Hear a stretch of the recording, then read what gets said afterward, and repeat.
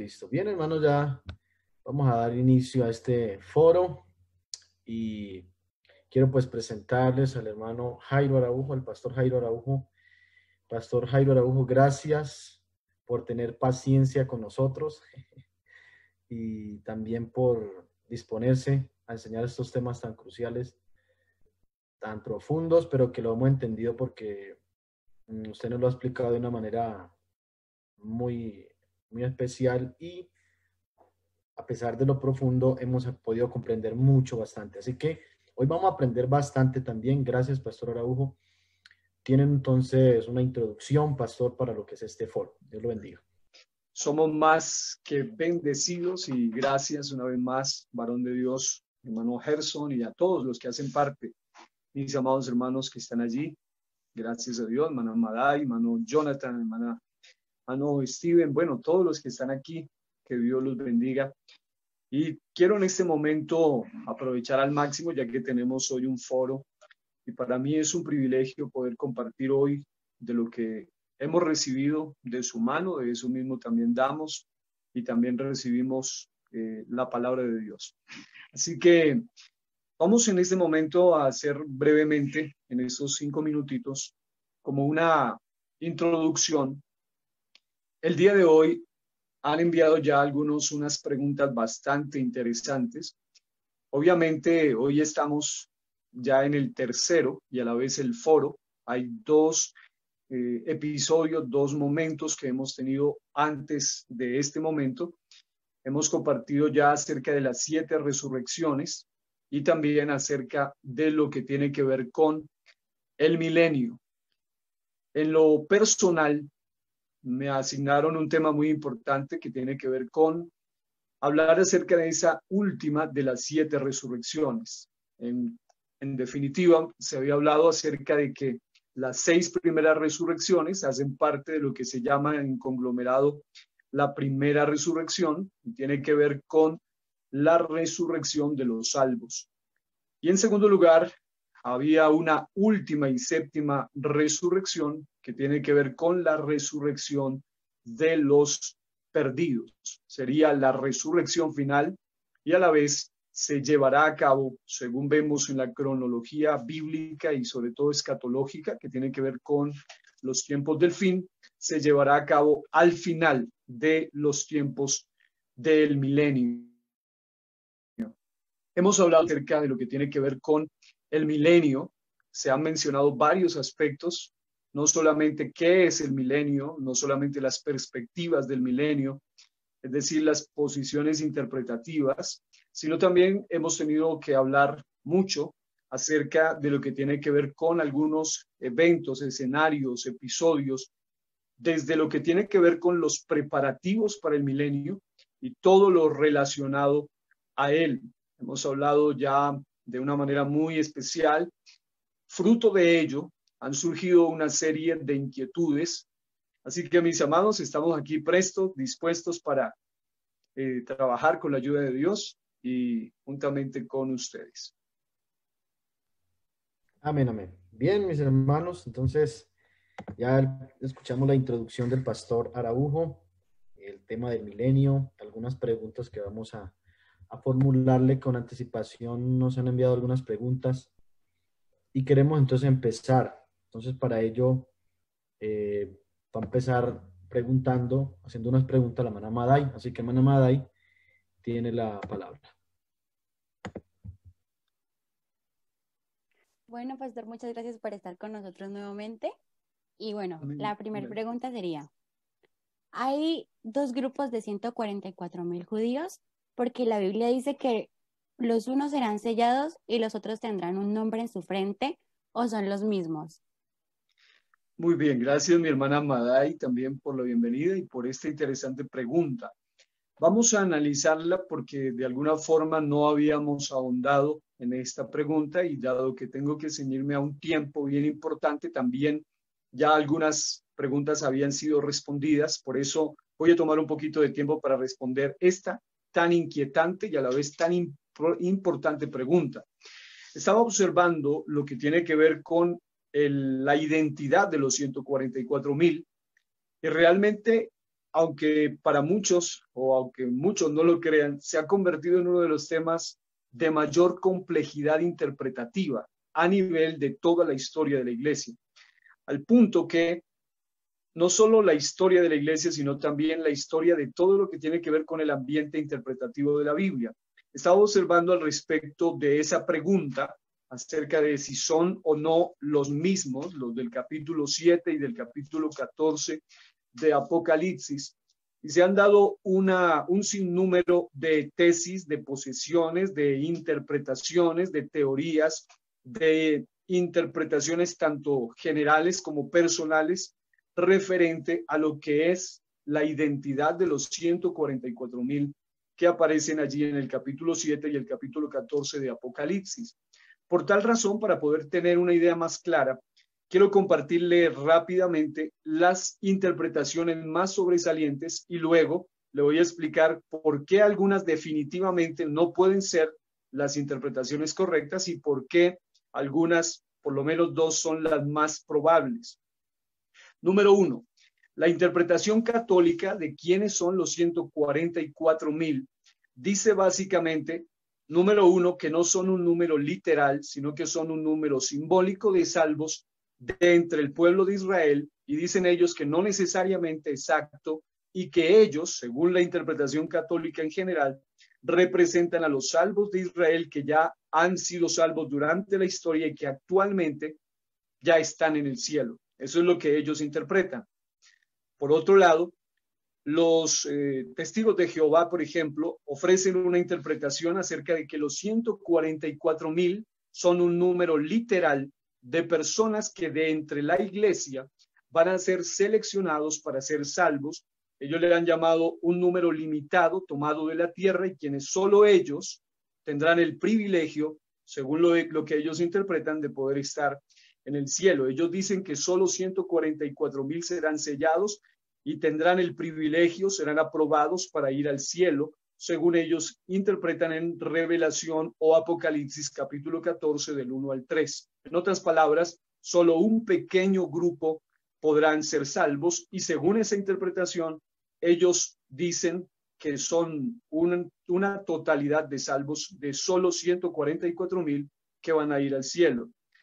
Si nos vamos al punto de vista de los adventistas, allí ellos, aún dentro del adventismo, tienen por lo menos dos interpretaciones de quiénes son los 144,000. Por ejemplo, los primeros dicen que los 144,000 son un número literal de 144,000 personas que van a ser salvos de entre la iglesia. Y dicen ellos que de alguna manera estos son un número literal. No son el Israel del cual sí se menciona en la Biblia, sino que para ellos son un Israel espiritual, más bien que según ellos es la iglesia. Por otro lado, otros dicen que los 144,000 son un número simbólico y a la vez espiritual, no literal, sino que es un número representativo de la iglesia en general. Ellos dicen de esa manera que son los israelitas espirituales, más no los israelitas literales,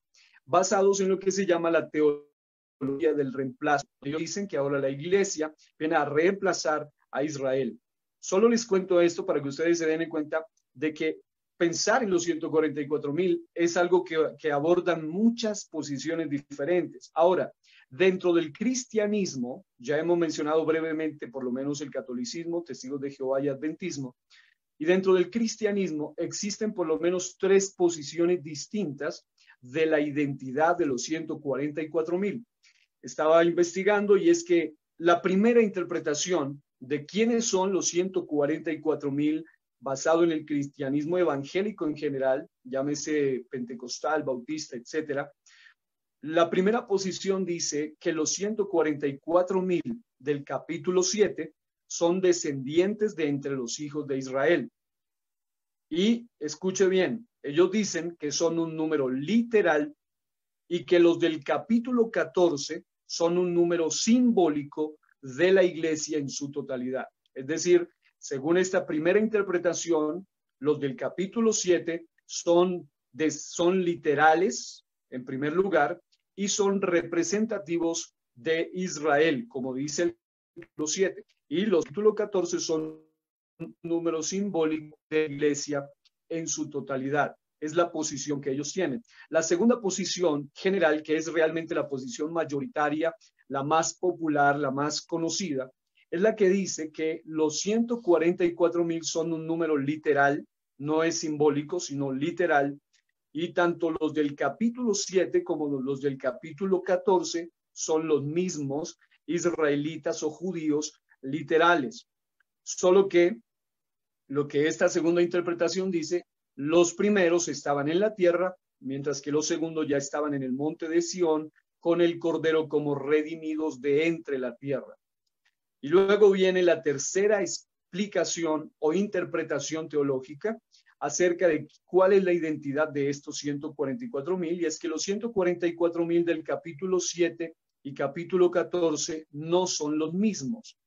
Los primeros son literales de entre los de las tribus de Israel, esa es la primera interpretación, y los segundos dicen que son un grupo selecto y a la vez, escuche bien, aquí es donde se diferencia con la primera dentro del cristianismo, es que son un grupo selecto y literal de salvos de todos los tiempos que reúnan las cualidades de los 144,000 y serán, como leeremos en algunas versiones de la Biblia, un cortejo perenne, es decir, no son la iglesia, pero sí son un grupo de salvos de todos los tiempos, desde Adán hasta la época en que ellos se manifestarán.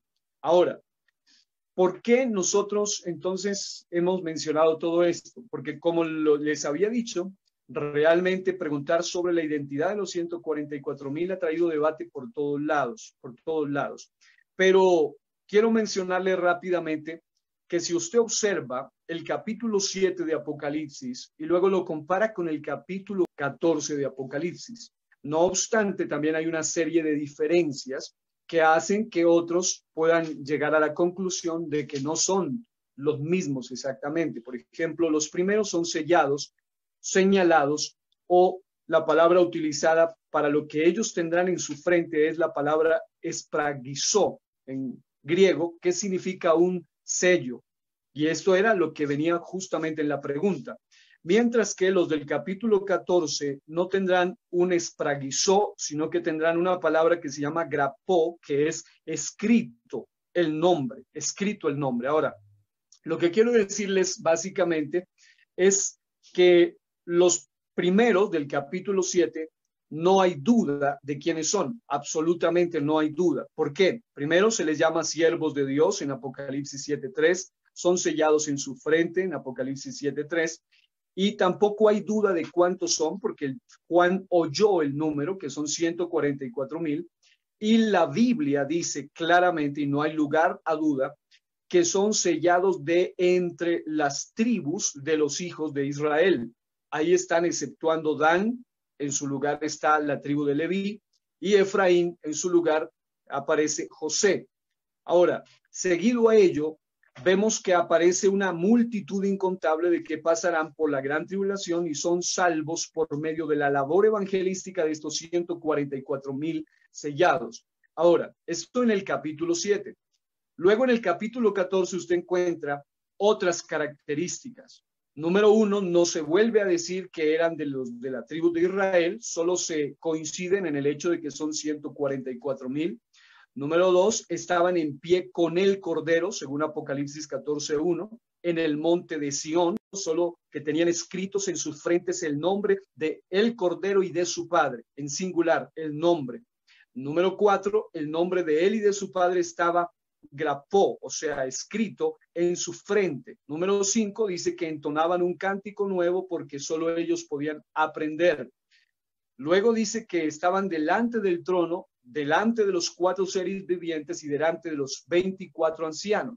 Obviamente, esto también nos da una pauta, y es que estos 144,000 del capítulo 14 no son la iglesia representada o como muchas creencias lo presentan. No pueden ser, porque hace diferencia viviente representando a todos los seres angelicales y los 24 ancianos, que son simbolismo de la iglesia en general. Por supuesto, estos 144,000 son diferentes. Ahora, son 144,000 redimidos, comprados de entre la tierra. Dice que tienen características como que no se contaminaron con mujeres, son vírgenes, siguen, dice la Biblia, al Cordero por donde quiera que vayan. Y hay unas versiones que traduce que serán un cortejo especial de acompañantes por la eternidad del Cordero.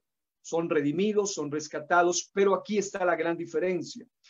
Aquí es donde viene el punto. Si usted lee el versículo del capítulo 14 y usted lee del 1 al 5, usted encuentra que los del capítulo 7 son sacados de entre los hijos de Israel, pero los del capítulo 14 dice que son rescatados, salvados de entre los hombres, y dice hay unas versiones que dicen de entre la humanidad, hay otras versiones que dicen que son primeros frutos de la humanidad para Dios. Y la palabra que se utiliza es la palabra griega antropos, que significa gente de la gentilidad o humanos. En otras palabras, hace clara distinción entre los del capítulo 7 y el capítulo 14. Hay otras versiones que dicen que son primicias, primeros frutos para Dios, ofrenda especial para Dios, y también de la más alta calidad para Dios y para el Cordero. Dice que en sus bocas no hay mentira y que son sin mancha delante del trono. Quise tomar un poco de tiempo en esta primera pregunta, fue precisamente porque hay dos preguntas más adelante que ya fueron respondidas y por eso estoy tomando el tiempo de esas dos preguntas más adelante. Solo para que usted se haga una idea de hacia dónde voy, estaba consultando varias versiones de la Biblia. La palabra hispanoamericana dice que estos no se contaminaron con la idolatría, manteniéndose vírgenes, y hacen parte del cortejo perenne del Cordero. La traducción del lenguaje actual dice que ellos no adoraron a dioses falsos ni fueron infieles a Dios, y dice que seguían al Cordero donde quiera que él iba y son un regalo especial ofrecido a Dios y al Cordero. Dice la versión Arcas Fernández de la Biblia, dice que ellos forman parte del cortejo perenne del Cordero. Ok, esa expresión cortejo perenne es lo que nos explica, número uno, que no son representativos de la iglesia, porque la iglesia no será acompañante del Cordero, sino que será la esposa del Cordero. Estos 144,000 son un cortejo del Cordero. La versión del lenguaje sencillo dice que no adoraron a dioses falsos ni fueron infieles a Dios. La versión del castellano antiguo igualmente. Y la Brit Hadashah judía, que es la que me llamó mucho la atención, que es la Brit Hadashah judía ortodoxa, dice que estos 144,000 del capítulo 14 fueron comprados de entre Bené Adán. Bené significa hijos de Adán, por primicias para Elohim y para el Cordero. Ahora, ¿hacia dónde voy con todo esto? En conclusión, por razones de que la iglesia ya había sido arrebatada previamente, es decir, para que los 144,000 se manifiesten, la iglesia ya había sido arrebatada. Por ende, estos 144,000, ya sean los del 7 como del 14, no pueden representar a la iglesia. Ya habían sido arrebatadas previamente a la manifestación de esos 144,000, y además de ello, no hacen parte de la esposa del Cordero, o sea, del cuerpo que es la iglesia, sino que aún consultando en diferentes versiones, tanto los del 7 claramente se sabe que son descendientes literales de las tribus de Israel, y los del 14 dice claramente que serán solamente unos acompañantes especiales, selectos, que tienen cualidades únicas, entre ellas que algunos han tratado de espiritualizar el significado de la palabra vírgenes, pero la interpretación literal es que nunca conocieron mujer, son hombres que se preservaron vírgenes. Ahora, vemos también que son claramente diferenciados de la iglesia, no son entonces representativos de la iglesia, por supuesto, ni los del 7 ni los del 14. Ahora, en mi posición o tesis personal, o mi postura personal, creo que muy probablemente los del capítulo 7 no sean iguales a los del capítulo 14. Es decir, ¿cuáles son las razones? Hay varias que por tiempo no las vamos a mencionar, pero sí algunos detalles. Aunque también hay que aclarar, número uno, que la interpretación o posición que dice que tanto los del 7 como del 14 son los mismos 144,000 sellados, solo que los primeros estaban en la tierra y los segundos ya habían muerto y estaban en el cielo, en el monte de Sión. Es una posición, primero, la más popular. Segundo, es muy coherente y también muy lógica, es decir, tiene mucho sentido. Y la mayoría de organizaciones, no solo pentecostales, consideran de la misma manera, no solo las del nombre, muchas consideran que son los mismos. De ser iguales, entonces, es decir, si son los mismos, el sello de Dios que aparece en el capítulo 7 en sus frentes, sería en el capítulo 14 el nombre del Cordero y de su Padre escrito. Ahora, de ser distintos, que es el punto, ello explica por qué unos son sellados, o sea, espraguizó, señalados, sellados, marcados, y por qué otros solo tienen escrito el nombre en sus frentes, que es la palabra grapó, escrito. Y también la otra razón es por qué, si son los mismos, entonces por qué razón en el capítulo 7 se les llama específicamente de entre los hijos de Israel, y a los segundos de entre los hijos de los hombres. Y estaba investigando a fondo, dice que son antropos, gentes, humanos, gentiles, hijos de Adán. Y obviamente los de Israel no son gentiles, ellos son un pueblo especial. Cuando se habla de gentiles, se habla de un pueblo selecto. En conclusión, referente a esta primera pregunta, la clave fundamental es, si usted está entre los que considera que tanto los del 7 como del 14 son los mismos, no hay ningún problema, es la posición general, la que la mayoría de teólogos del nombre y aún trinitarios tienen. Si usted considera que los del capítulo 7 y del capítulo 14 no son los mismos, hay bases y fundamentos para explicar tanto lo uno como lo otro. Es mi posición personal, pero considero que si estamos creyendo que son los mismos, no habría ninguna diferencia. ¿Y cómo se explicaría ese hecho de que los del 7 diga que tienen sello y los del 14 que tienen el nombre? Sencillamente porque según la explicación general, se dice que el sello consistía precisamente en la escritura del nombre en sus frentes. Esa es la posición de esta primera pregunta. Gracias, pastor. Bueno, y la siguiente, los 144,000 predicarán durante la tribulación y ellos serán muertos. Entonces, ¿en qué momento ellos morirán o ellos alcanzarán a predicar durante la gran tribulación? Ok, mire que es muy importante esta pregunta y es muy interesante porque de alguna manera vamos en el hilo de explicar un poco referente a estos 144,000. Si usted lee detenidamente Apocalipsis capítulo 7 del 1 al 3, usted encuentra que estos 144,000 en su primera aparición del capítulo 7 son, según observamos, sellados de una manera sobrenatural. Entre otras cosas, serán sellados por una serie de ángeles. Por eso habla en plural. Dice, hasta que hayamos sellado a los siervos de Dios en sus frentes.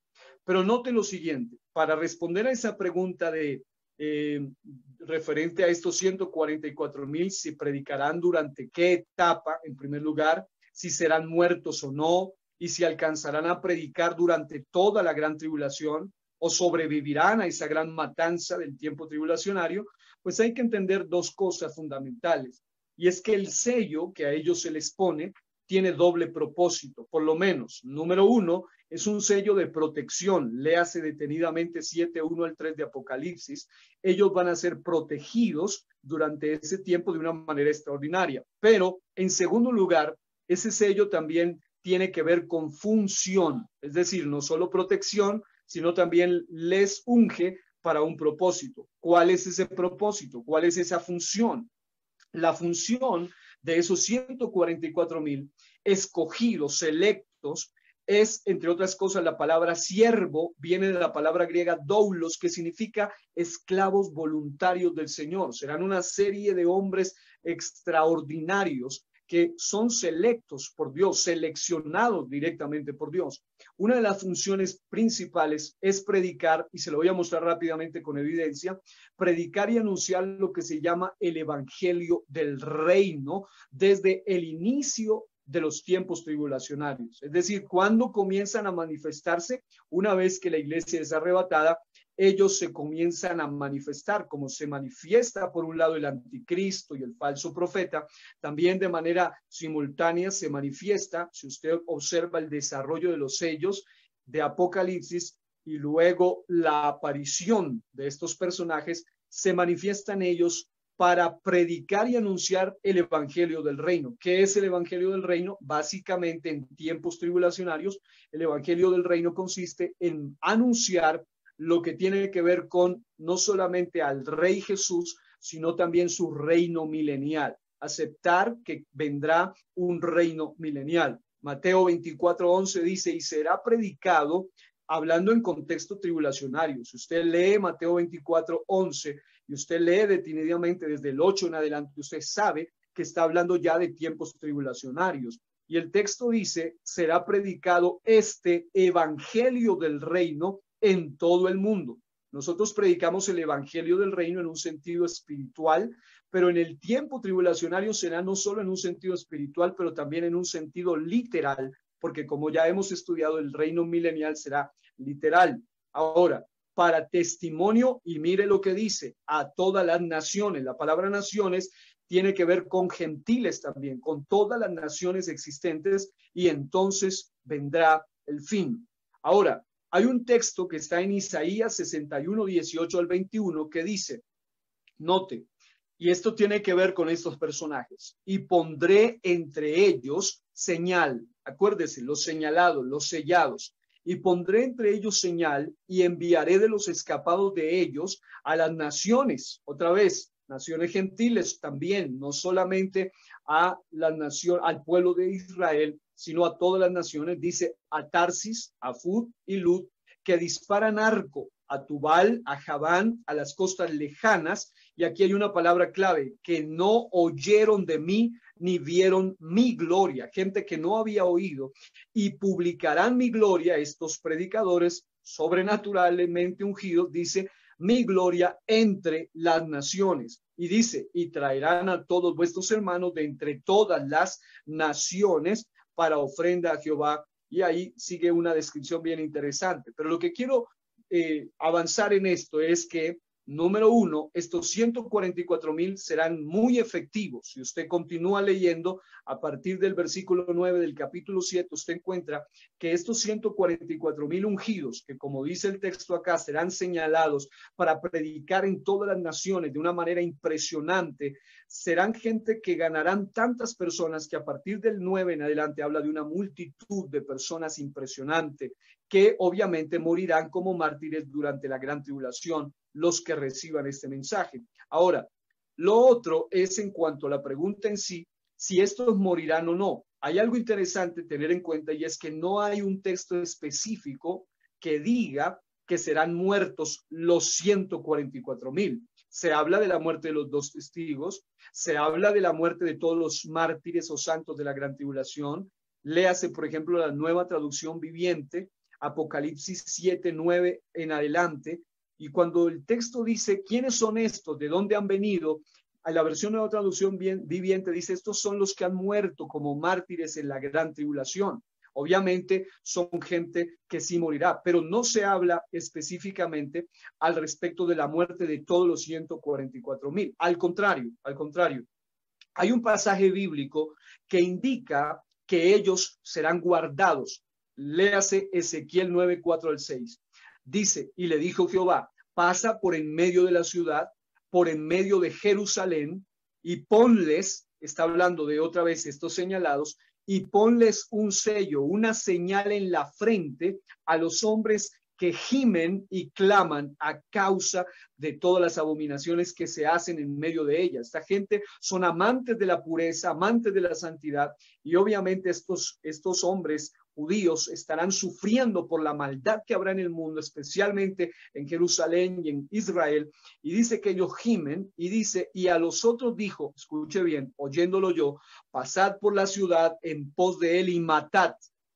Note, no perdone vuestro ojo ni tengáis misericordia, matad a viejos, jóvenes y vírgenes, niños y mujeres hasta que no quede ninguno, pero a todo aquel sobre el cual hubiere señal, o sea, sello, no os acercaréis y comenzaréis por mi santuario.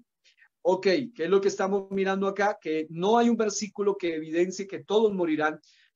Al contrario, vemos en Ezequiel, hablando de esa profecía, 9, 4 al 6, que serán protegidos. Ahora, también hay que tener en cuenta es que algunas personas los ha llevado a pensar que los 144,000 sellados morirán precisamente porque cuando se van al capítulo 14, ellos ya están en el monte de Sión en pie junto al Cordero. Entonces dicen, tuvieron que haber muerto en algún momento y ahora están ya en el cielo.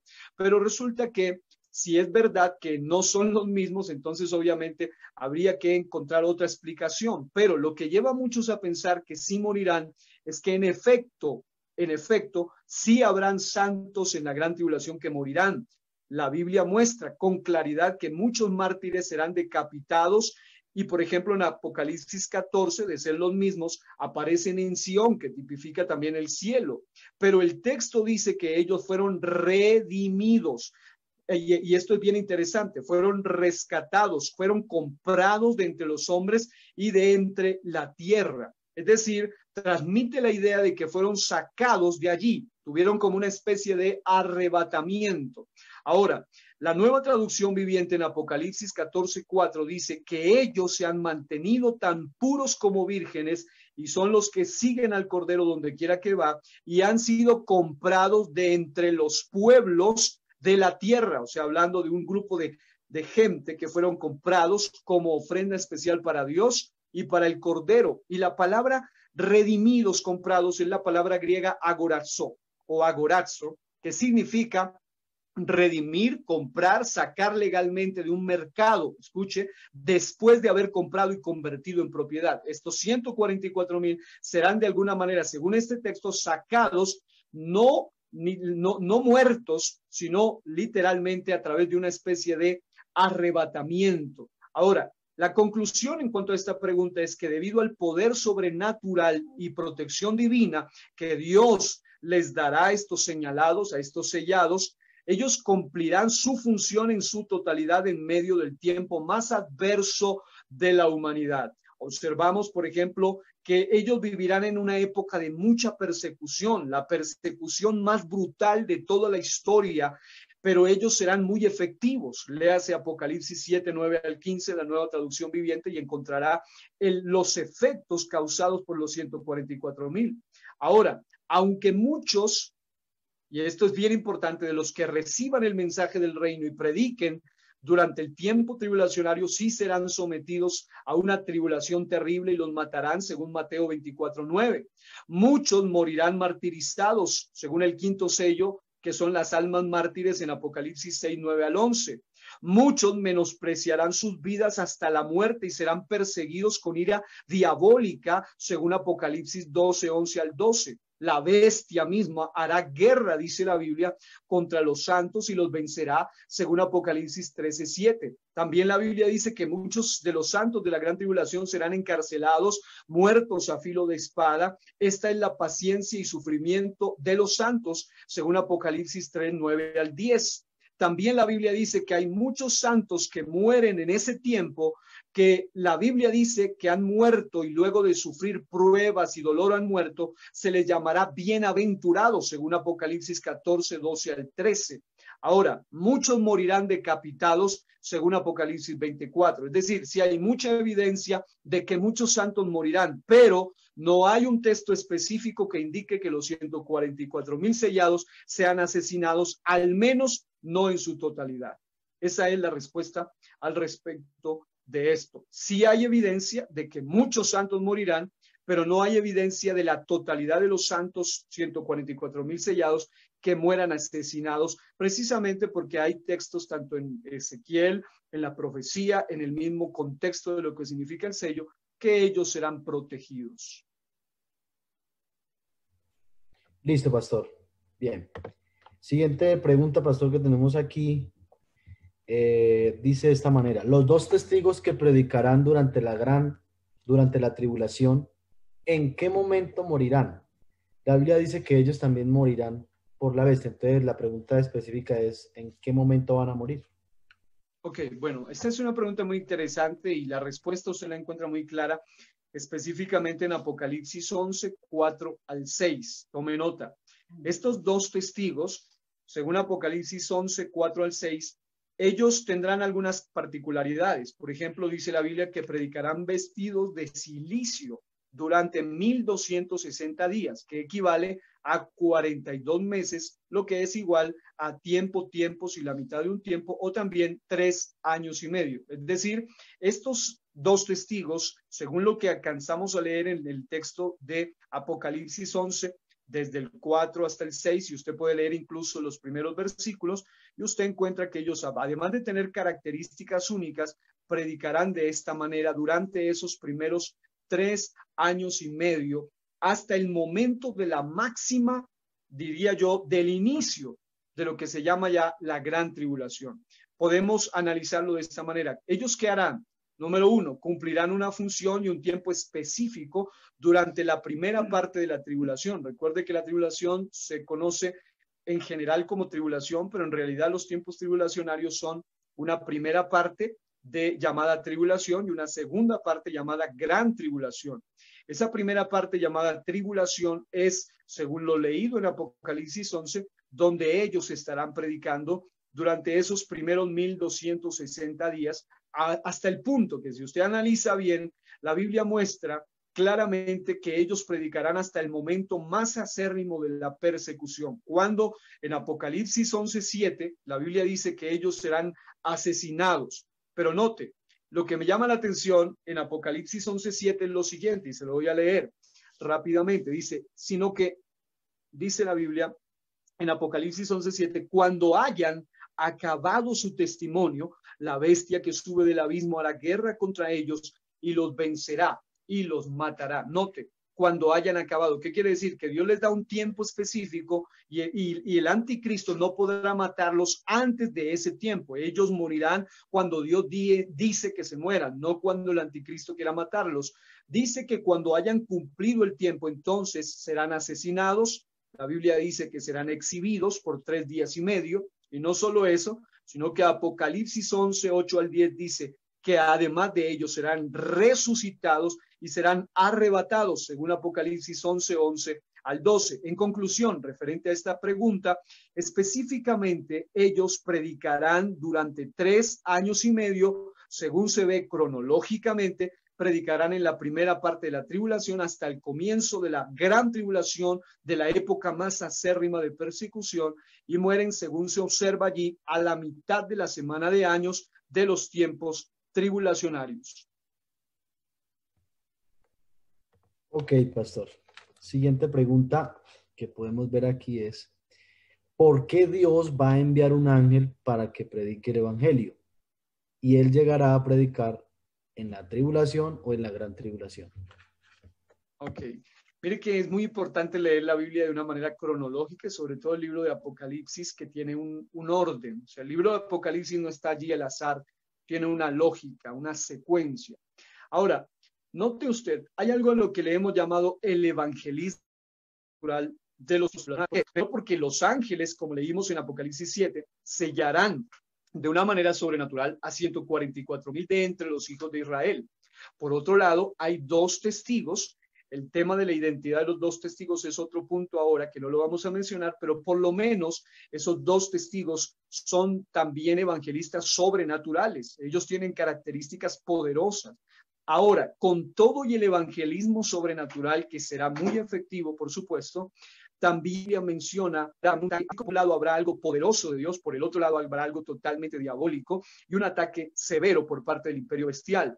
Ahora, el evangelismo sobrenatural será tal que incluye 144,000 sellados, por un lado, 2 testigos ungidos, por otro lado, una multitud de convertidos, llamada la gran multitud vestida de ropas blancas, del capítulo 7, 9 en adelante de Apocalipsis, que obviamente no serán salvos como iglesia, y dado la fuerte y a la vez diabólica persecución, Dios enviará a un ser angelical. Es decir, la razón por la cual Dios permite en ese tiempo, según Apocalipsis 4, 6 al 7, la Biblia menciona claramente que un ángel, Apocalipsis 14, 6 al 7, la Biblia menciona que como están viviendo en un tiempo donde la fuerza del gran dragón escarlata, que es Satán, el falso profeta, el anticristo, esa trilogía diabólica estará teniendo mucho dominio y mucha persecución contra los santos, Dios permitirá también enviar a sus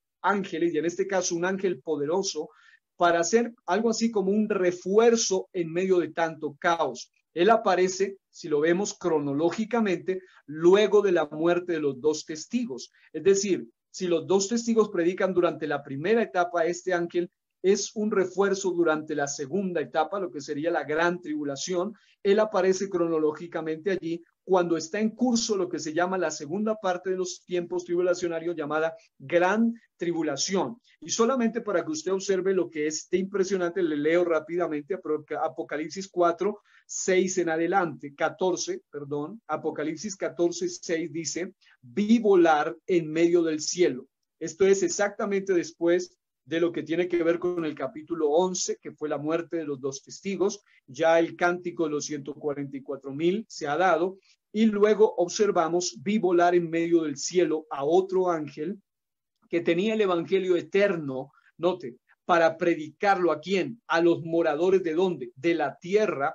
Y luego dice: a toda nación, hablando de gentiles, tribu, lengua y pueblo, es decir, a gentiles y al pueblo de Israel, tribu, lengua, todos los idiomas, y pueblo, diciendo a gran voz: temed a Dios y dadle gloria, porque la hora de su juicio ha llegado, y adorar a aquel que hizo el cielo y la tierra, el mar y las fuentes de las aguas. Se puede concluir de este poderoso y breve mensaje que el ángel que predicará ese evangelio eterno lo hará a las naciones, tanto gentiles. La palabra naciones viene de etnos, que tiene que ver con todas las razas a excepción de Israel, tribus. Y también algo interesante es que será una evocación, un llamado a adorar al rey. En ese tiempo, el único que estará siendo adorado según el sistema es el anticristo, la bestia, pero estos, tanto los dos testigos, los 144,000, como también este ángel, hacen un evangelismo sobrenatural para contrarrestar esa hegemonía diabólica y satánica. Gracias, pastor. Bueno, la siguiente pregunta. Si alguien, o bueno, si uno es feo, ¿en el milenio seremos los mismos o seremos más simpáticos? Wow, esa pregunta es bien interesante. Incluso parece muy cómica y hasta alguien diría sin sentido, pero en realidad tiene un sentido, y quise tomar también esa pregunta desde el primer evento, precisamente porque hay algo interesante que analizar.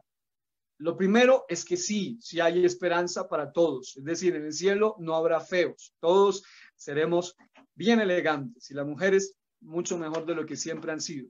Número 2, algo interesante, y se lo voy a explicar. Todos los salvos como iglesia que estemos participando del milenio, previamente debemos haber sido arrebatados. Es decir, los salvos como iglesia que estemos en el milenio, antes de estar en el milenio, tendremos que haber pasado por el tribunal de Cristo, por la resurrección, por el arrebatamiento, por las bodas del Cordero en el cielo.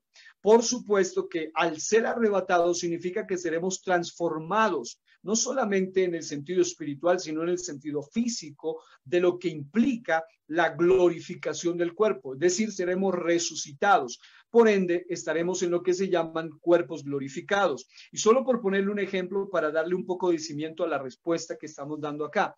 Por ejemplo, en 1 Corintios 15, 35 al 39, usted encuentra la analogía de la semilla y el árbol cuando se habla de resurrección.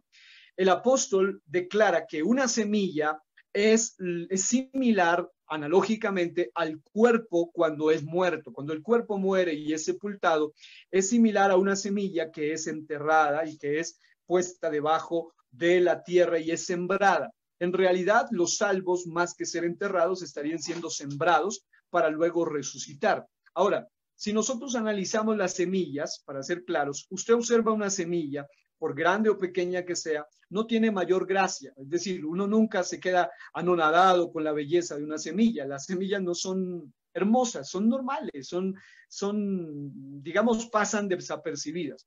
Pero el resultado de la semilla sí nos logra hacer vislumbrar las flores, los frutos, los árboles, las plantas maravillosas, pues lógico que son mucho más hermosas. Asimismo, el cuerpo resucitado será similar a lo que es la semilla y el árbol. Una semilla, pues no es tan agraciada, pero un árbol, claro que lo es. Tiene, y sobre todo cuando ya tiene todo, ya tiene sus hojitas, ya tiene sus frutos, ya tiene sus flores, se ve espectacular. Así que los feos y los bonitos en el cielo van a ser mucho más bonitos que los bonitos de acá, y obviamente los feos también. Así que eso por un lado. Por otro lado, en 1 Corintios 15, 41, o mejor, 1 Corintios 15, 40 al 41, hay algo más. El texto dice, hace otra analogía, los cuerpos terrenales con los cuerpos celestiales de gloria. Es decir, los cuerpos terrenales como los nuestros son limitados. Hay un dicho que dice, no hay bonito sin su feo, o mejor, no hay bonito sin su feo, ni feo sin su gracia. Es decir, aquí en la tierra, el más feo algo de bueno tiene y el más bonito algo de malo tiene. O sea, alguien dice, no, pues no es tan perfecto, hay algo. Eso es lo que tiene que ver con la humanidad, los cuerpos terrenales. Pero los cuerpos celestiales, los cuerpos de gloria, descritos en 1 Corintios 15, 40 al 41, por supuesto que son superiores. En tercer lugar, en 1 Corintios 15, 42 al 45, se habla de cuerpos superiores, incorruptibles, gloriosos, poderosos y espirituales, por lo menos tres características. Número uno, serán incorruptibles, es decir, no tienden a envejecer, no se demacran. Número dos, son gloriosos. Número tres, son poderosos. Y número cuatro, son espirituales, es decir, son características extraordinarias de un cuerpo resucitado. Ahora, un cuerpo resucitado es visible. Si usted lo analiza, es visible. El mismo Jesús dijo algo impresionante, que él no era un espíritu, porque ellos creían que era un espíritu resucitado, y él dice, un espíritu no tiene carne ni hueso como veis que yo tengo. Note, él dijo que no tenía que él tenía carne y hueso, pero no sangre. ¿Por qué? Porque todo vuelve a la antigüedad. Se cree, desde el punto de vista bíblico, que la vida de los hombres antes del pecado, porque la sangre genéticamente transmite lo que es el pecado también. Note lo siguiente, es que antes, según la Biblia en Juan 1:4, la vida era la luz de los hombres, es decir, en lugar de sangre era una especie de luz y sus cuerpos eran refulgentes. Por eso Adán y Eva no se avergonzaban cuando estaban antes del pecado. Ahora, también observamos en Lucas 24, 36 al 40 que Jesús, en un cuerpo resucitado superior, dice que tenía carne y hueso, pero no dice que tenía sangre. Otra cualidad, tienen la particularidad de hablar.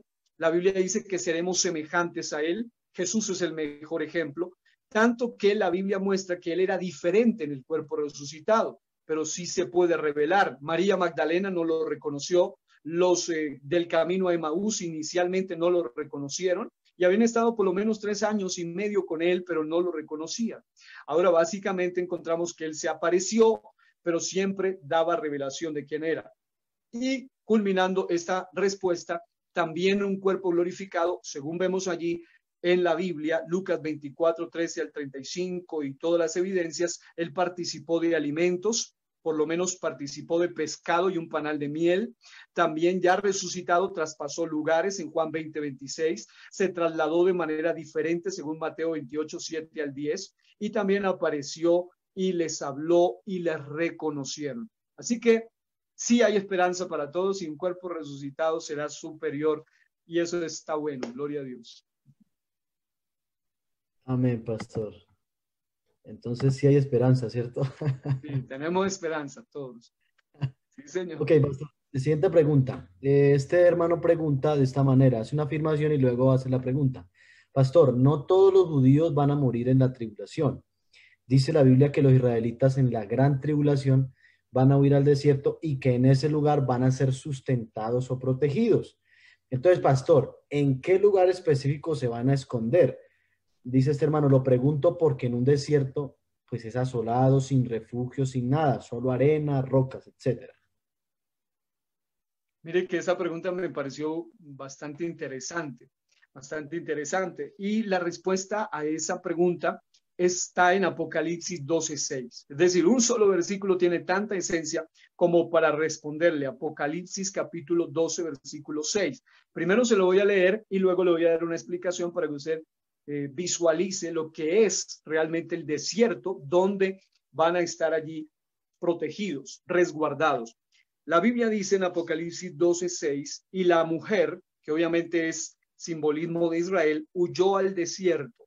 La mujer de Apocalipsis 12 es simbólica de Israel, dice, y la mujer huyó al desierto, la palabra desierto. Luego dice, donde tiene, escuche bien, lugar preparado por Dios, para que allí la sustenten por 1260 días, o sea, por 42 meses o 3 años y medio, tiempos y la mitad de un tiempo.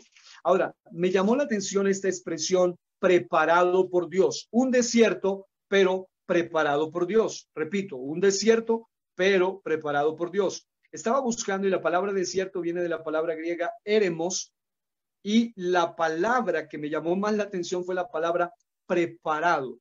Esa palabra preparado viene de otra palabra griega que es etomaizo. Y note, la palabra etomaizo significa aparejado, apercibido, significa prevenido, elaborado, diseñado, planeado, aderezado y compuesto. ¿Qué quiere decir con esto?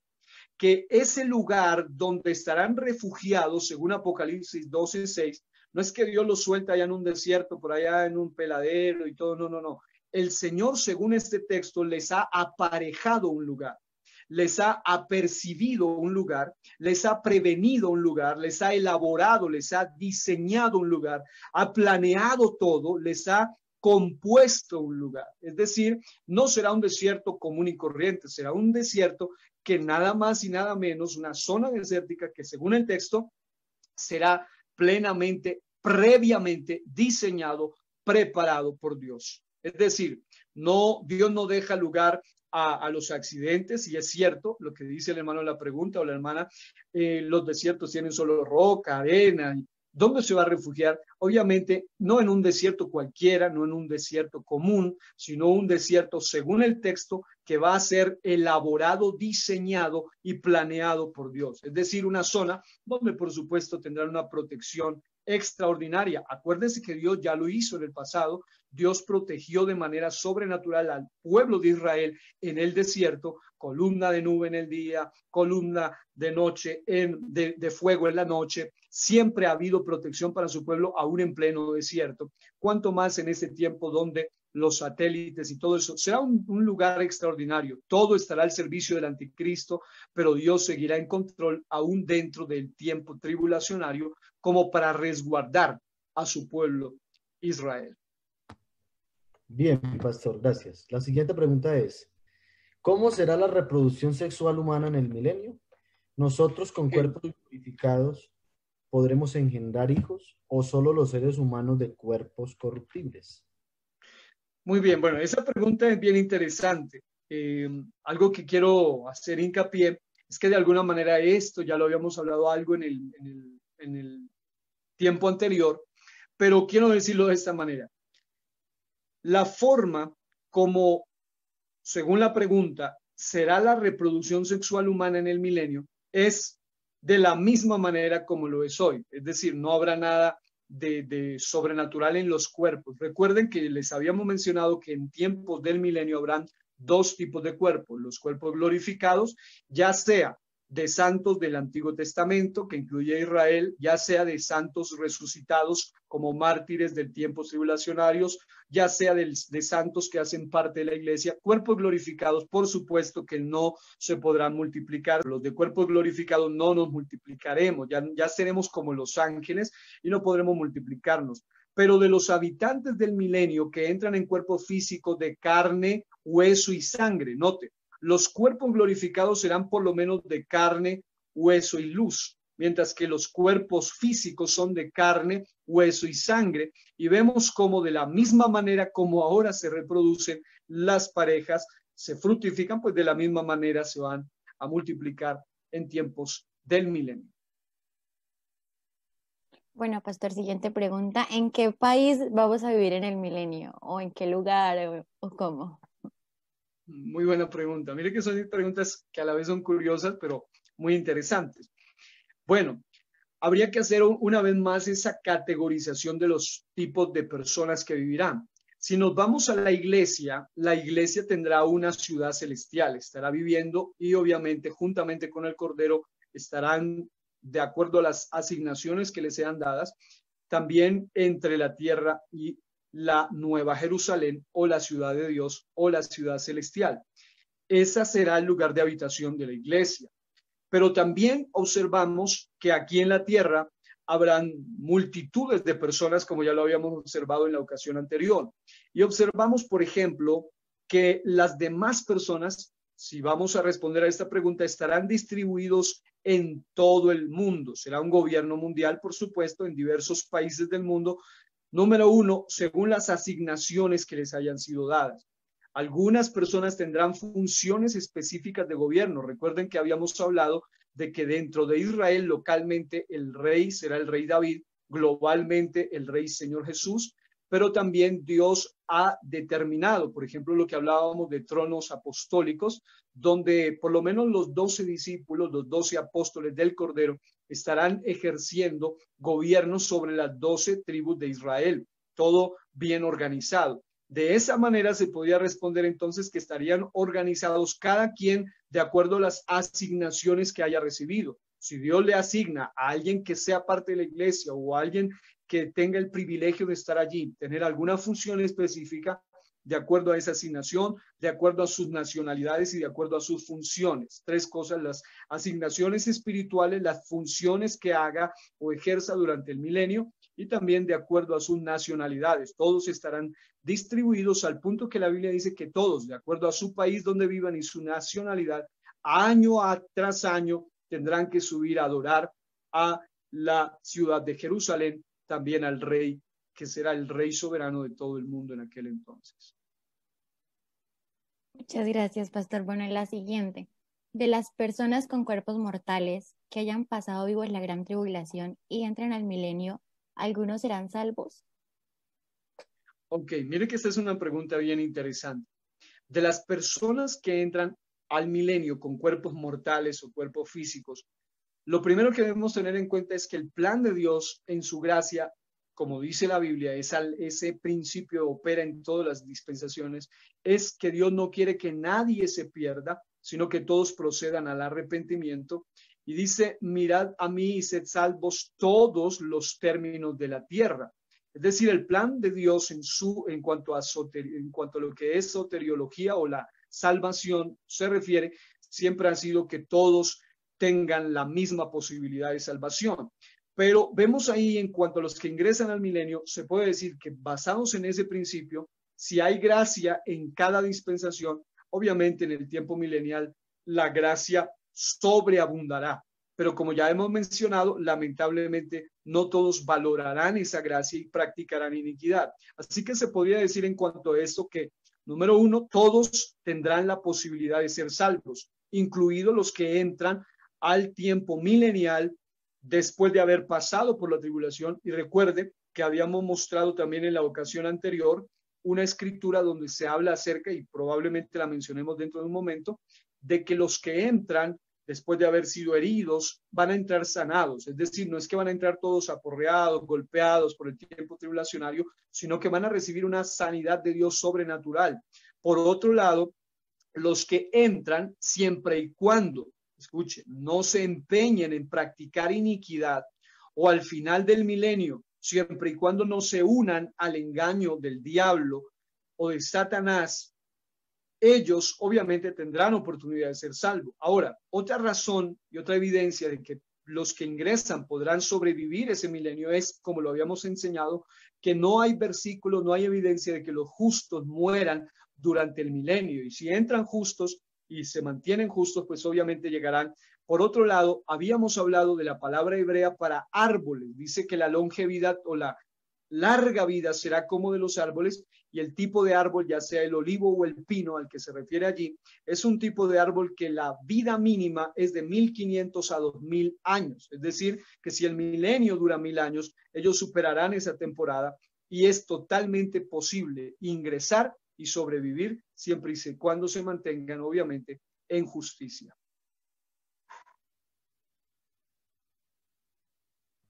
Ok, pastor. Otra pregunta, esta la hicieron también por vía WhatsApp, una hermana me la envió. Dice de esta manera, nosotros venimos con Cristo en la segunda venida y entramos al milenio. Entonces, las personas que sobrevivan a la gran tribulación y entren al milenio, ¿nos van a reconocer a nosotros? Muy buena pregunta. La respuesta, sin ser simplistas, pero para ser claros, la respuesta es sí, efectivamente, efectivamente. Así que hay razones por las cuales creemos que sí nos van a reconocer. Es más, sí nos vamos a reconocer. Número uno, porque tanto los cuerpos terrenales como los cuerpos glorificados son inteligentes, con la diferencia de que los cuerpos terrenales son inferiores a los cuerpos glorificados. Y si en cuerpos terrenales nos podemos reconocer, pues obviamente en cuerpos glorificados mucho más. Por otro lado, hay que entender que Dios nos permitirá conocernos en ese tiempo por dos cosas bien importantes. Número uno, por revelación, y número dos, por posición. Ya que la pregunta es que nosotros como iglesia, que al venir con Cristo y el Señor establezca el milenio y nosotros estemos siendo parte de ese milenio, si sobrevivimos obviamente y estamos allí como iglesia, la pregunta básicamente es si nos reconocerán. La respuesta es sí nos reconocerán por estas dos razones. Número uno, por revelación, además de inteligencia. Es decir, así como Pedro y Juan y Jacobo tuvieron el privilegio de reconocer a alguien que nunca habían visto, como era Moisés y Elías en el monte de la transfiguración, pero no obstante Pedro habla de hacer enramadas y él sabía lo que estaba sucediendo y reconocía por revelación. Pero número dos, también nos reconocerán por posición, es decir, hay claras distinciones jerárquicas, como lo hablábamos, durante el tiempo milenario o durante el por el hecho de que la iglesia es y ocupará una de las posiciones más especiales dentro del reino milenial, obviamente marcarán la pauta, marcarán la diferencia y todos sabrán quién es aquella amada de aquel rey de aquel entonces. Pastor, siguiente pregunta. ¿Cómo será esa guerra que dice en Apocalipsis, Gog y Magog? Ok, muy buena pregunta. Apocalipsis capítulo 20, los versículos 7 al 10, pues nos narran esta tremenda escena. En cuanto a cómo será, yo la pudiera resumir de la siguiente manera. Yo la pudiera resumir como una guerra extraordinaria.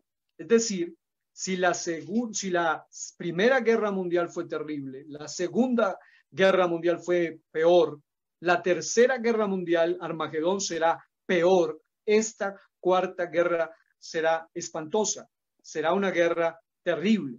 Esta guerra que aparece allí descrita tiene unas descripciones particulares. En Apocalipsis 20 dice 7 en adelante, cuando los 1000 años se cumplan, Satanás será suelto de su prisión. Estaba atado en el abismo y será suelto y saldrá a engañar a las naciones que están en los cuatro ángulos de la tierra, a Gog y a Magog, a fin de reunirlos para la batalla, el número de los cuales es como la arena del mar. Note eso. Es decir, lamentablemente muchos de los que estarán pasando por todo lo que es el milenio, al seguir guardando en su corazón la iniquidad y la maldad y a tener esa tendencia humana a vislumbrarse por propuesta y por el engaño de Satanás, serán engañados. Y dice, a fin de reunirlos para la batalla, el número, y escuche, esto es tremendo, el que los va a engañar es un experto, por eso se le llama el padre de mentira. Recuerde, a él no le quedó difícil engañar a los mismísimos ángeles. Según Apocalipsis 12, dice que con su cola, el gran dragón, la palabra cola, arrastró, se refiere a seducción, los sedujo, con su cola los sedujo, los arrastró, logró seducir a ángeles, pues obviamente logró seducir a la mujer perfecta Eva, al hombre perfecto Adán, al primer Adán. Obviamente siempre él ha sido experto en seducir a la humanidad.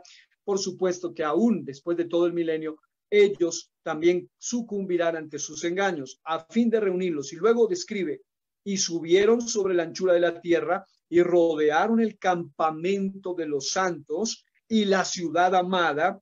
Note, y de Dios descendió fuego del cielo y los consumió. Es decir, será una guerra sobrenatural en el sentido de que aunque estarán un montón de seres humanos de carne y hueso y sangre, al mismo tiempo estarán siendo comandados por un ser demoníaco, el llamado Beelzebú, el príncipe de las moscas, y en tiempos apocalípticos se le llama el gran dragón escarlata, también la serpiente antigua, diablo, Satanás, estarán comandadas con él, por supuesto.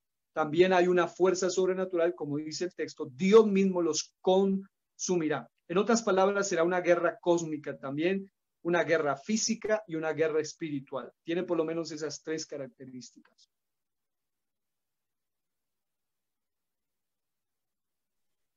Muchas gracias, pastor. Bueno, si los animales van a estar en paz y no se comerán entre ellos, ¿qué comerán ellos y qué comeremos nosotros? Muy buena pregunta. De alguna manera ya habíamos hablado algo, pero la ventaja de esta pregunta es que nos permite ahondar un poco al respecto. Lo primero que se había dicho en cuanto a qué es el milenio es que el milenio es literalmente un tiempo donde se volverá al estado inicial. Si usted analiza los primeros capítulos de la Biblia, por lo menos del capítulo 1, 2, 3, 4, 5, hasta antes del diluvio, usted nota algo interesante, y es que el mandamiento de Dios era que de todos los árboles, de todos los frutos, de todo lo verde, se podía comer. Pero fue luego del diluvio que el ser humano empezó a comer lo que tiene que ver con carne. Si usted analiza bien, se cree que por lo menos hasta antes del diluvio no existían los seres carnívoros. Eso también explica cómo fue posible que metieron leones y tigres con corderitos dentro del arca. Lo otro es que volveremos al estado inicial, y una de las cosas importantes es que en tiempos del milenio nos alimentaremos sanamente, y hay mucha abundancia en la Biblia para explicar eso. Por eso voy a decírselo rápidamente. Número 1, según Isaías 7:22, beberemos leche abundante, según Isaías 7:22. Por otro lado, esto indica de alguna manera que se aprovechará durante el milenio, los que puedan comer de esta manera, dice que se tomará leche. Esto indica, por supuesto, que se aprovechará todos los productos o todo lo que los animales dan, como por ejemplo huevos, lo que produce sin necesidad de matar al animal como tal. Por otro lado, observamos que la Biblia muestra claramente que los seres humanos se alimentarán en abundancia con muchos frutos vegetales, muchos frutos cereales, y también todo lo que tiene que ver con las frutas o los frutales. Ahora, según Joel 2:26, en el tiempo del milenio desaparecerá la hambruna en su totalidad. ¿Y de dónde nos alimentaremos? Pues, según la Biblia, en Ezequiel 36:30 y también Isaías 30:23, los alimentos serán excepcionales y abundantes. No serán unas uvitas pequeñitas, no será todo ahí, no, todo será excepcional. Por otro lado, hay un texto que me llama la atención que está allí, que muestra que la Biblia muestra que en tiempos del milenio los alimentos serán copiosos, serán impresionantes, y que los animales estarán en dehesas, que son cercados amplios para apartaderos de ganados. Vemos, por ejemplo, en Ezequiel 36:30 que los árboles darán más fruto que ahora. Por supuesto, el alimento será mucho más nutritivo. Se disfrutará de un clima agradable, según Isaías 4:5 y Salmo 121:6, lo que habla de abundancia de frutas y de todo tipo de productos de los árboles. Habrá lluvias abundantes y comida, según Isaías 30:23. Vemos también que, según la Biblia, en el milenio la tierra será libre de la maldición, de la sequedad, de la esterilidad, de los desastres naturales, según Isaías 30:25-26. Por lo tanto, habrá abundancia de comida. Por otro lado, los desiertos en el milenio serán restaurados, serán fructíferos todos los lugares de la tierra. En otras palabras, aparecerán frutos nunca antes vistos. No habrá lugar que no produzca. Hasta las montañas producirán, según Isaías 32:15-16, 35:6-7 e Isaías 51:3. Los desiertos mismos florecerán. Cristo mismo les habíamos dicho que plantará árboles diversos, según Isaías 41:19. No habrá tierras inútiles, según Ezequiel 36:34. La mayoría funcionarán en lo que es el trabajo agrícola, ya no habrá químicos, ya no habrá alimentos modificados genéticamente, los ríos y los mares tendrán muchos peces, según Ezequiel 47:9, se podrá participar de peces. Jesús mismo participó de peces ya resucitado. Jesús comió pescado en Lucas 24:41 al 43. Los desiertos fluirán agua, las montañas serán cultivadas, según Isaías 29:17 y Amós 9:13. En otras palabras, abundancia de comida para el ser humano. No crecerá hierba mala, pero en cuanto a los animales, serán esencialmente herbívoros, tanto que vemos, por ejemplo, que la naturaleza y los animales volverán a como fue el huerto del Edén antes del pecado en Isaías 11, 6 al 10. Léaselo y usted va a descubrir cómo será ese manejo, esa economía. Los animales no serán salvajes como en Génesis 1:30, volverán a ser domésticos, volverán a ser mansos. Y por otro lado, no se atacarán unos a otros y ya no serán más salvajes, según Isaías 35:9, y compare la maldición de Génesis 3:14. En Isaías 11:6, la prueba de que no serán salvajes es que el niño jugará con las fieras y los pastoreará. Nadie tendrá miedo a las fieras, por ende no las matarán, según Job 5:22. El león comerá paja como el buey, es decir, se volverá herbívoro, según Isaías 65:25. Las serpientes comerán polvo en esos días, según Isaías 65:25, y los animales serán apacentados en pastizales, según Isaías 30:23. En otras palabras, ellos, además de comer comida limpia, según Isaías 30:24, serán en su mayoría herbívoros. Bien, pastor. Tenemos una última pregunta. Amén. Y también quisiéramos que después de ella hay una pregunta también en Facebook. Entonces quisiéramos también responderle a la hermana que nos preguntó allí. Bien, la última pregunta dice, si en el milenio el diablo va a estar atado, ¿cómo es que va a reinar la muerte? La Biblia dice que la paga del pecado es la muerte. Si el diablo no existiera, pues no habría pecado. Y en el milenio el diablo estará atado, es decir, como si no existiera. Entonces, esa es la inquietud del hermano que pregunta. Ok, muy buena pregunta, muy interesante. Incluso la ocasión anterior habíamos hablado de lo que se llaman los propósitos del milenio. Y uno de los principales propósitos del milenio es mostrarle al hombre que el hombre es pecador por naturaleza, no por la influencia del ambiente, ni tampoco por la influencia del malo. En otras palabras, aun cuando el ambiente sea maravilloso como en el milenio, y aun cuando el malo no exista, el hombre seguirá siendo pecador por naturaleza.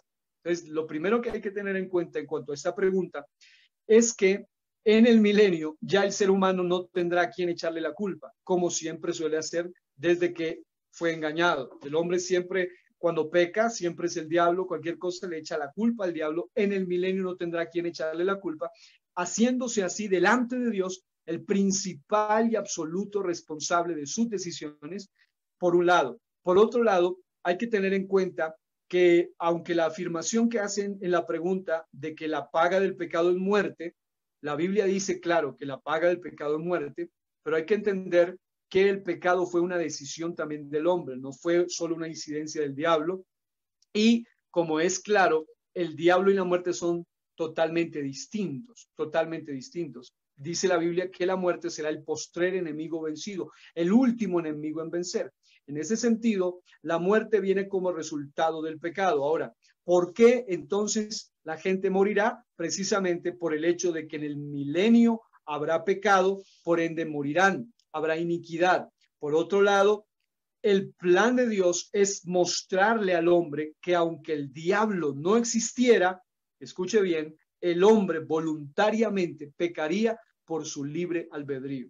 Es decir, el ser humano por naturaleza pecaría, sea que el diablo esté o no. Eso es muy interesante porque nos sirve mucho a los evangélicos del siglo XXI y a los de todas las temporadas, que somos expertos en echarle la culpa al diablo por cada pecado que cometemos. El diablo me hizo caer, el diablo me tentó. El diablo solo es tentador, pero el mismo Señor Jesucristo fue tentado por el diablo, pero no cayó en pecado porque no tenía tendencia pecaminosa. Pero todo ser humano cae no porque sea tentado, sino que la misma Biblia dice que por su propia concupiscencia es que cae. Esa sería entonces la respuesta. Literalmente, el propósito principal del milenio es mostrarle al hombre que aunque el diablo esté atado, que aunque el diablo no exista, con todo y eso el hombre será responsable y demostrará que su naturaleza humana siempre lo inclina al pecado.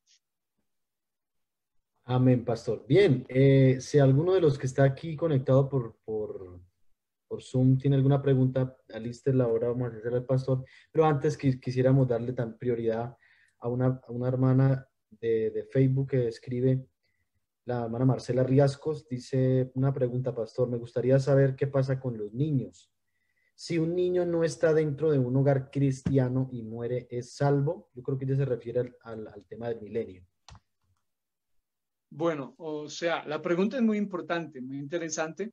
Si nos vamos a ir a lo que estamos hablando acá dentro del milenio, la Biblia claramente muestra que nadie morirá niño. Ya lo habíamos explicado en el mensaje anterior, que no habrá mortandad infantil. Ahora, por otro lado, la Biblia claramente dice que a los de 100 años se les llamará niños. En otras palabras, como la vida se habrá alargado, obviamente habrá longevidad. A alguien que haya llegado a los 100 años sería visto como un niño en aquella época. Por otro lado, si ya nos vamos al punto, y creo entender ya la pregunta al respecto de la hermana que hace su inquietud, es que hay alguna tesis, y aunque eso ya está como fuera del contexto, pero sí entiendo la pregunta de la hermana, pero hay una tesis que dice que los hijos de cristianos solamente van a ser salvos. Es decir, si un niño se muere y es hijo de un padre cristiano y una madre cristiana, entonces si se muere siendo niño, ese niño va a ser salvo solo porque es hijo de cristianos, como si la salvación se heredara. Recuerde que la salvación no se hereda, la salvación es algo muy personal. Por otro lado, hay algunos que enseñan que si una madre cristiana tiene un padre inconverso, y malinterpretando 1 Corintios capítulo 7, ellos tratan de mostrar que si un padre inconverso o una madre cristiana o viceversa, en otras palabras, un hogar mixto, tienen un niño y ese niño se muere, que ese niño es inmundo y por tal razón se pierde. Pero esto significaría violar y pasar por encima del principio bíblico que dice claramente, dejad a los niños venir a mí, porque de los tales es el reino de los cielos. Otra versión dice, no se lo impidáis, porque el reino de los cielos es de los niños. En otras palabras, cuando un niño es niño en una edad antes de alcanzar la conciencia, porque lo que hace que el ser humano ya tenga delante de Dios responsabilidad como pecador es cuando ya tiene conciencia de pecado. No es lo mismo la pataleta del niño de 1 añito, 2 añitos, 3 añitos, 4 añitos, que no entiende muchas cosas, que la maldad de un niño de 9 años que ya puede razonar lo que es malo y lo que es bueno, o un niño de 10 años que puede saber qué es malo y qué es bueno. Hoy en día, lamentablemente, la inocencia va bajando cada vez más. Y en ese sentido, la respuesta para mi hermana es, bíblicamente hablando, aún desde el tiempo del Antiguo Testamento, aún cuando Dios mandaba a Saúl a que acabara con los niños, no era porque los niños se perdían, sino al contrario, Dios ganaba a esas almas e impidiendo que llegasen a ser adultos perversos y corrompidos. En otras palabras, en ninguna dispensación los niños pequeños se pierden. No hay un versículo de la Biblia en la época de la eternidad que muestre que los bebitos o que los niños se pierdan. Al contrario, Jesús, la máxima autoridad en el tema, dice claramente que de los tales es el reino de los cielos. Amén, amén. Bien, pastor, muchas gracias. Amén. Si alguno de los que está aquí conectado por Zoom tiene alguna pregunta, por favor hágala. El pastor está dispuesto a responderla. Una pregunta, pues usted comentaba de que pues había cierta posibilidad de salvación en el reinado milenial. Pero mi pregunta es la siguiente: si ya todos los que pasan vivos del reinado milenial al reinado milenial es porque ya son condenados, o digamos al menos ya han sido marcados, tiene que ser, porque si hubiera sido salvo hubiera sido arrebatado, yo hubiera sido en cuerpo glorificado. Es como una persona que ya ha tenido la marca de la bestia puede ser salva. Así claramente la Biblia habla de que el que tenga la marca de la bestia ya no va a tener salvación. Muy buena su pregunta, mi hermano. Gracias. Hay que hacer algo que es bien importante, que se llama el orden cronológico escatológico. ¿Qué es eso? Cuando analizamos el orden cronológico de la escatología, nos ayuda a aclarar varias cosas. Primero, hablemoslo de esta manera. ¿En la gran tribulación habrá alguien de la iglesia dentro de la gran tribulación? La respuesta es no. ¿Por qué? Sencillo, porque cronológicamente hablando, la iglesia fue arrebatada antes de iniciar la gran tribulación. Así mismo sucede en el tema del milenio. En el milenio no habrá nadie que haya sido marcado por la bestia. ¿Por qué? Porque antes de entrar al milenio ya había ocurrido lo que se llama el juicio de las naciones y el juicio de Israel, que aparece en Mateo capítulo 25. Cuando usted observa claramente Mateo 25, hace una seria distinción, y es claramente que los que ingresen al milenio serán un grupo selecto de sobrevivientes que no adoraron y que no, escuche bien lo que dice Apocalipsis 20 también, que no solamente no adoraron, sino que no recibieron la marca de la bestia. En otras palabras, ¿quiénes entrarán al milenio? Aquellos que no hayan sido ni marcados, uno, ni hayan adorado, pero hayan sido preservados por Dios. Así como Dios ha preservado un remanente en cada dispensación, no será la excepción del milenio. Es decir, lo que nos ayuda a aclarar este punto es lo que se llama la cronología escatológica. Si usted lo mira cronológicamente, por supuesto que los que vayan a entrar al milenio no entran así porque así, sino que entran después de algo que se llama el juicio de las naciones y el juicio de Israel. Y en el juicio de las naciones y el juicio de Israel, que son dos juicios en realidad, usted observa con claridad cómo aún no todos los israelitas van a entrar al milenio, algunos van a ser desechados. De igual manera, no todas las naciones gentiles van a entrar al milenio, sino solamente los que no tengan, por supuesto, esa marca que significa en sí mismo perdición. Todos sabemos que la marca de la bestia significa literalmente perdición, porque no solamente es el hecho de ser marcados, sino que quien sea marcado, según Apocalipsis 13, deberá previamente adorar al anticristo y reconocerle como su Dios. Por supuesto, mi amado hermano, que ellos entrarán libres de marca, uno, sí serán heridos, sí serán golpeados. Por esa misma razón es que la Biblia dice que el Señor tendrá que sanar a estas personas para poder entrar al milenio sanos. Esa sería una respuesta al respecto de su pregunta, mi querido hermano Jonathan. Bien, pastor, hay otra preguntita aquí interna. Bueno, dice que los cuerpos glorificados podrán tener comunicación normal con los seres humanos. Esa es una buena pregunta y quiero darles de alguna manera una especie de claves de interpretación bíblica que son muy fundamentales. Cuando uno vaya a responder preguntas como estas, usted debe analizar un ejemplo bíblico en el cual se pueda apoyar.